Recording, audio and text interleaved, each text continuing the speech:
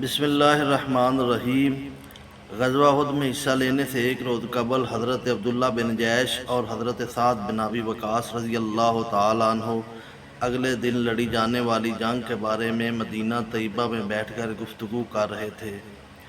حضرت سعد بن ابی وقاص رضی اللہ تعالیٰ عنہ نے نہایت جوشیلے انداز میں دعا مانگی، اے اللہ، جب کل لڑائی ہو تو میرے مقابلے میں ایک بہادر کو مقرر فرما۔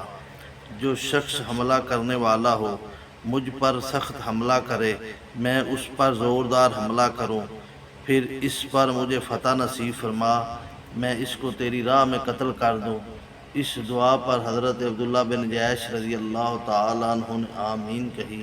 پھر حضرت عبداللہ بن جیش رضی اللہ تعالیٰ عنہ نے بارگاہ الہی میں دعا مانگی، یا اللہ، کل میدان میں ایک بہادر سے میرا مقابلہ کرا، جو سخت حملہ کرنے والا ہو، میں اس پر شدت سے حملہ کروں، وہ بھی مجھ پر زور سے حملہ کرے، پھر وہ مجھے قتل کر دے، میرے ناک کان کاٹ لے۔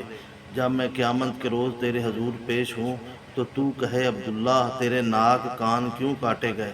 میں عرض کروں، یا اللہ، تیرے اور تیرے رسول صلی اللہ علیہ وسلم کے راستے میں کاٹے گئے۔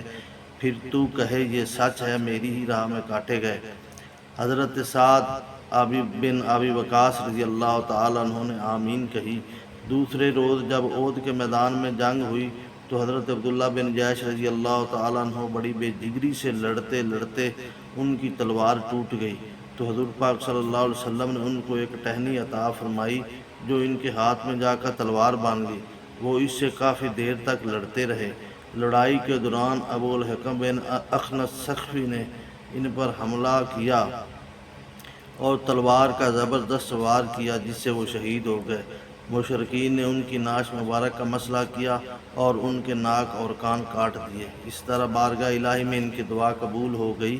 حضرت سعد بن ابی وقاص رضی اللہ تعالیٰ عنہ جب ان کی ناش مبارک کے پاس سے گزرے تو دیکھ کر بے ساختہ فرمایا، اللہ کی قسم، عبداللہ کی دعا میری دعا سے بہتر تھی۔